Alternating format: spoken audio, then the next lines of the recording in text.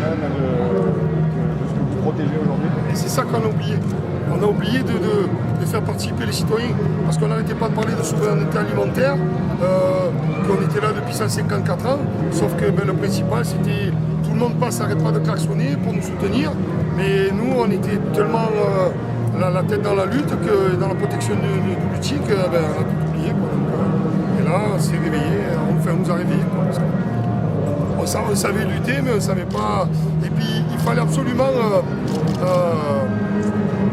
faire comprendre au gouvernement, à la préfecture, que ça dépasse le cadre. On n'arrête pas arrêté de le dire. Et face à des arguments, on est allé interpeller la mairie de secteur, la maire de secteur. Bon, ben voilà, c'est un exemple qui me frappe parce qu'il est récent. C'est pas parce que je stigmatise Valérie Boyer, quoi. Mais c'est que depuis, elle a une usine occupée dans son arrondissement, elle n'est jamais venue. Voilà, bon, il y en a d'autres aussi, mais ça, on réglera les comptes après, parce que c'est pas une question on ne se croit pas plus fort que les autres, moins fort, c'est juste qu'on dira juste la vérité. On ne mentira pas. On dira qui, comment, quand et pourquoi. Mais tous, la préfecture de police, le préfet, le commissariat sportif, que ce soit les partis politiques, tout ça. Il faut quand même savoir que quand on a interpellé Vivessia, on est monté sur le groupe Vivessia, le groupe agroalimentaire français détient Nutrixo, qui nous détient. Ça, c'est des bons paysans français, des bons céréaliers, des bons agriculteurs. Et quand on les a interpellés devant la direction, la CGC, les cadres, le syndicat des cadres, Force ouvrière et la CFDT nous ont soutenus. Je veux dire, c'est rare, c'est pas rare, c'est pas qu'on se tire entre les pattes, mais ils nous ont soutenus. Et là où ça leur a fait mal, c'est que j'ai dit à ce conseil d'administration, je leur ai dit, ce qui nous fait extrêmement mal, c'est que quand on regarde le conseil d'administration, ce sont que des bons Français comme nous, des bons citoyens, personne n'est exilé en Suisse, tout va bien, sauf qu'ils se comportent comme des voyous. Alors si c'est pour prendre conseil auprès de grands groupes étrangers de comment casser l'outil industriel, de comment diffamer, de comment menacer, de comment jouer la langue de bois, le pourrissement, il ferait mieux d'arrêter et de se conduire en citoyens français normaux et respectueux. Voilà. Le projet de reprise il se développe là, donc il y a des Marocains qui vont venir visiter le site. Voilà, qui visitent à partir de début de semaine prochaine parce qu'ils étaient au salon de l'agroalimentaire à Paris. C'est simple, le repreneur, lui, il a eu un souci. C'est que sa fortune personnelle ne lui permet pas d'assumer face au pourrissement de Nutrixo, de peut-être pas assumer tous les montants. Il sait qu'il doit payer plus de 7, il sait qu'il doit payer quasiment cash. Il a un redémarrage, il ne sait pas combien il lui coûte, il a des investissements à court terme, il ne sait pas combien ils vont lui coûter. Donc il y a à peu près presque maintenant 3 mois, il a eu peur. Ils ont commencé à faire des plans et ils ont dit non mais là, on va peut-être pas y arriver. Donc il a pris contact avec des futurs clients, comme ce partenaire dans l'agroalimentaire qui devait devenir client pour l'alimentation animale. Voilà, il a pris contact avec lui et le partenaire chinois sur la levure pour leur dire moi je fais une proposition. Alors je ne sais pas s'il leur a dit la vérité ou pas, mais il leur a dit en tout cas que lui, il avait besoin de partenaires. Donc après, bon, vous savez très bien que nous les citoyens, ou les gens comme nous, là, qui n'ont pas un grand niveau, mais nous on raisonne en semaine, en mois.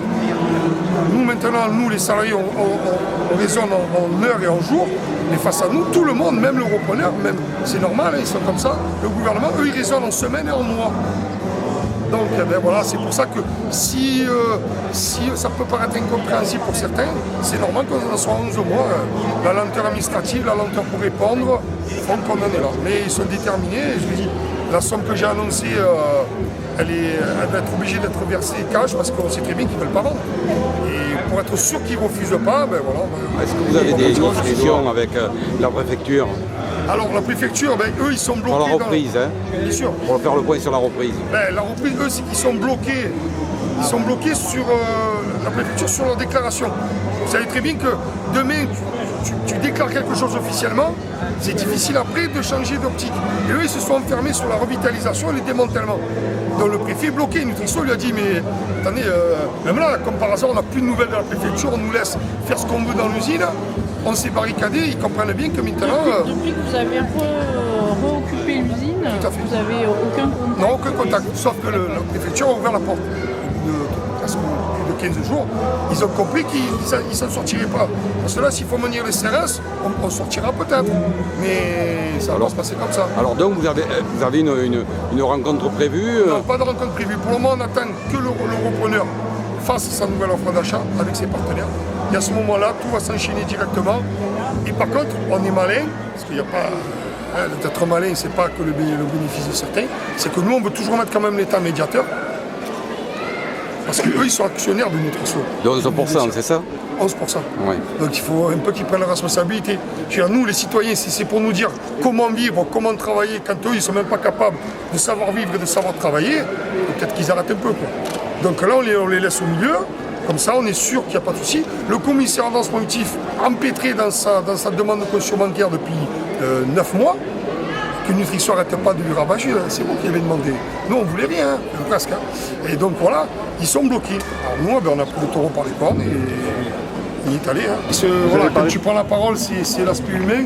Après, la conférence de presse, c'est plus formel, quoi.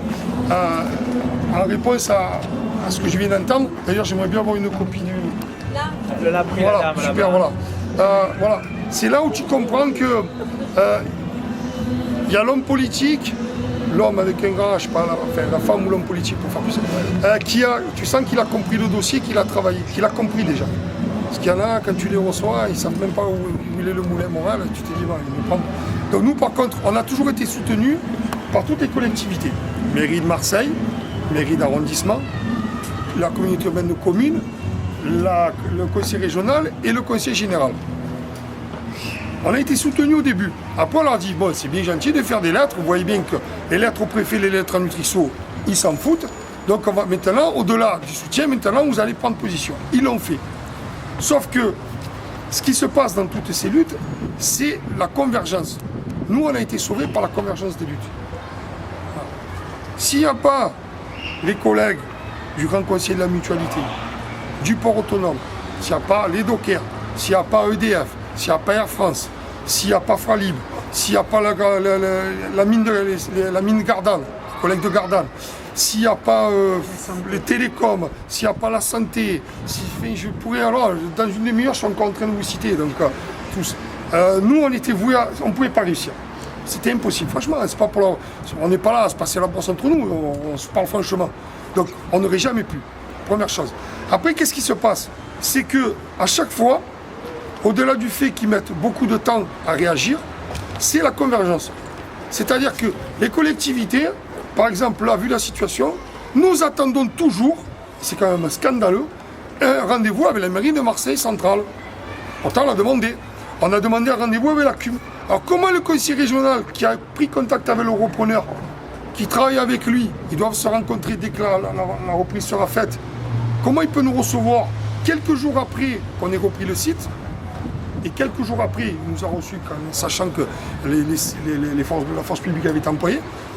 Le conseiller régional nous reçoit une semaine après, et les autres, dans Marseille, il y a une usine retranchée. C'est-à-dire que peut-être que si tout se passe bien socialement, mais ça m'étonnerait, au contraire, je pense que ça va augmenter de plus en plus. Pour le moment, on est une exception. Je veux dire, on ne peut pas dire, ah oui, alors attends, il faut prendre rendez-vous parce qu'il y a cet hôpital occupé, il y a cette école occupée, il y a le Moulin Morel occupé, il y a aussi une partie des impôts qui est occupée, donc il faut choisir lesquels on va recevoir. Non, c'est pas le cas, il faut arrêter.